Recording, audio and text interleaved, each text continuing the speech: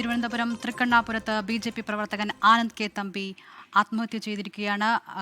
നേതൃത്വത്തിനെതിരെ ഗുരുതര ആരോപണം ഉന്നയിച്ച് മണ്ണ് മാഫിയയാണ് പ്രാദേശിക നേതൃത്വം എന്ന ആരോപണം ഉന്നയിച്ചുകൊണ്ടാണ് ആത്മഹത്യ. ഇപ്പോൾ SK ആശുപത്രിക്ക് മുൻപിൽ നിന്ന് സുജിത് സുരേന്ദ്രൻ ചേരുകയാണ്. സുജിത്ത്, ഭൗതികദേഹം എപ്പോൾ അവിടെ നിന്ന് മാറ്റും, വീട്ടിലേക്ക് എത്തിക്കും, തുടർ നടപടികൾ, ഇത്തരം കാര്യങ്ങളിലെല്ലാം വിവരങ്ങൾ ലഭ്യമാണോ?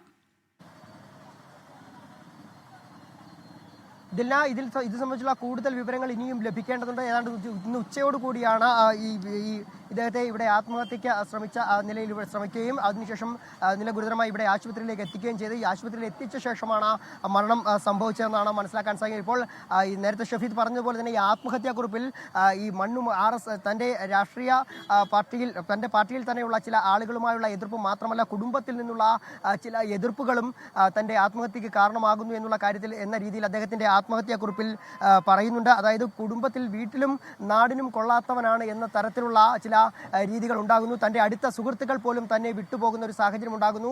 ഇതൊക്കെ തന്നെയാണ് താൻ ആത്മഹത്യയിലേക്ക് പോകാൻ കാരണമെന്നുള്ള രീതിയിലാണ് ആത്മഹത്യാക്കുറിപ്പിൽ പറയുന്നത്. പ്രധാനമായും ഇതിൽ പറയുന്നത് എൻ്റെ അടുത്ത സുഹൃത്തുക്കൾ പോലും എന്നിൽ നിന്നും അകന്നു പോവുകയാണ്. ചിലപ്പോൾ അത് എൻ്റെ സ്വഭാവത്തിൻ്റെ കുഴപ്പമായിരിക്കും. ഈ സാഹചര്യം മുന്നിൽ കണ്ട് കഴിഞ്ഞ ആഴ്ച ഞാൻ എൻ്റെ ഭാര്യയോട് മൂകാംബികയിൽ പോയി കുറച്ച് ദിവസം കഴിഞ്ഞിട്ടേ വരികയുള്ളൂ എന്ന് പറഞ്ഞിരുന്നു. എന്നാൽ കുറച്ച് ദിവസം അവിടെ പോയി ഭജനം ഇരിക്കാമെന്നാണ് കരുതിയത്. പക്ഷേ തൻ്റെ ഭാര്യ ആതിര അതിന് തന്നെ അനുവദിച്ചില്ല, തന്നെ പോകാൻ അനുവദിച്ചില്ല.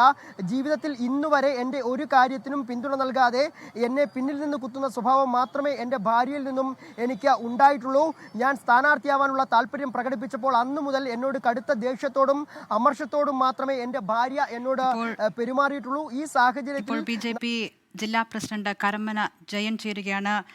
ശ്രീ കരമന ജയൻ, ഈ ആനന്ദിന്റെ മരണ വിവരം താങ്കൾ അറിഞ്ഞു കാണുമല്ലോ. നേതൃത്വത്തിനെതിരെ, പ്രാദേശികമായ നേതൃത്വത്തിനെതിരെ വലിയ ആരോപണം ഉന്നയിച്ചുകൊണ്ടാണ് അദ്ദേഹം ഈ ആത്മഹത്യ ചെയ്തിരിക്കുന്നത്. എന്താണ് ബി.ജെ.പി. ജില്ലാ നേതൃത്വത്തിന് പറയാനുള്ളത്? ഞാനിപ്പോൾ ഞാണ്ടൂർ കോണം വാർഡില് തെരഞ്ഞെടുപ്പ് ഓഫീസ് ഉദ്ഘാടനം ചെയ്യുന്ന സമയത്താണ് ഈ ന്യൂസ് ഞാൻ അറിഞ്ഞത്.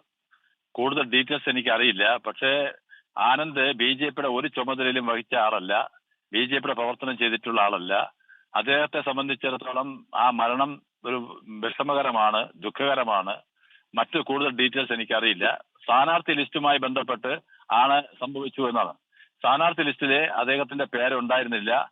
101 വാർഡുകളില് 500-ലധികം പേര് വന്നതില് ഒന്നും ആ പേര് വന്നിട്ടില്ല. ഞങ്ങൾ വന്ന പേരുകളൊക്കെ വിജയത്തിന്റെ സാധ്യത നോക്കി മാത്രമാണ് നിശ്ചയിച്ചിട്ടുള്ളത്. ജയൻ, ഈ സ്ഥാനാർത്ഥിയാക്കിയില്ല എന്നത് മാത്രമല്ല, അദ്ദേഹം പ്രാദേശികമായ ചില ആളുകളുടെ പേര് പറയുന്നുണ്ട്. പിന്നെ ഉദയകുമാർ, നിയോജക മണ്ഡലം മെമ്പറായിട്ടുള്ള കൃഷ്ണകുമാർ, RSSന്റെ നഗർ കാര്യവാഹ് രാജേഷ് തുടങ്ങിയ ആളുകളൊക്കെ മണ്ണ് മാഫിയയുടെ ഭാഗമാണ്, അവർക്ക് വേണ്ടിയാണ് അവിടെ സ്ഥാനാർത്ഥി നിർണയം തൃക്കണ്ണാപുരത്ത് നടത്തിയിരിക്കുന്നത് തുടങ്ങിയ ആരോപണങ്ങൾ. അതൊന്നും ഒരിക്കലല്ല. കാരണം ജനങ്ങളെ മുമ്പിൽ അവതരിപ്പിക്കുമ്പോൾ ബി.ജെ.പി. പോലുള്ള ഒരു ദേശീയ പാർട്ടി മണ്ണ് മാഫിയ ആ ബന്ധമുള്ള അല്ലെങ്കിൽ അത്തരത്തിലുള്ള ആൾക്കാരല്ലോ അവതരിപ്പിക്കുന്നത്. സ്ഥാനാർത്ഥിയായി ജനപ്രതിനിധിയാവാൻ യോഗ്യതയുള്ള വിജയസാധ്യതയുള്ള ആൾക്കാരെയാണ് നമ്മൾ നിശ്ചയിച്ചിട്ടുള്ളത്. അത്തരം ആരോപണങ്ങളൊക്കെ നമുക്കിത് അതൊന്നും വിശ്വസിക്കാൻ കഴിയില്ല. നിശ്ചയിച്ച എല്ലാ സ്ഥാനാർത്ഥികളെയും മെറിറ്റ് നോക്കിയും വിജയസാധ്യത നോക്കിയും സമൂഹത്തിന് മുമ്പിൽ ഉയർത്തി കാണിക്കാൻ പറ്റിയ വ്യക്തിത്വങ്ങളെയാണ് സ്ഥാനാർത്ഥിയാക്കിയിട്ടുള്ളത്. കരമന ജയനാണ് ഈ വിഷയത്തിൽ ഇപ്പോൾ നമ്മോട് പ്രതികരിച്ചത്. എന്തായാലും വളരെ ദുഃഖകരമായൊരു വാർത്ത. ബി.ജെ.പി. പ്രവർത്തകൻ തിരുവനന്തപുരത്ത് ജീവനൊടുക്കിയിരിക്കുകയാണ്. ആനന്ദ് കെ തമ്പി സ്ഥാനാർത്ഥി നിർണയത്തിലെ അപാകത ചൂണ്ടിക്കാട്ടിയാണ് അദ്ദേഹം ജീവനൊടുക്കിയതെങ്കിൽ പോലും വലിയ രീതിയിലുള്ള ആരോപണം നേതൃത്വത്തിനെതിരെ പറയുകയും ചെയ്യുന്നുണ്ട്. ലോകത്തെവിടെയായാലും ഏത് സമയത്തും 24 വാർത്തകളും ഓഗ്മെന്റഡ് റിയാലിറ്റി പാക്കേജുകളും എക്സ്പ്ലെയിനറുകളും വിശദമായി കാണാൻ ഞങ്ങളുടെ YouTube ചാനൽ നിങ്ങൾക്ക് സബ്സ്ക്രൈബ് ചെയ്യാം.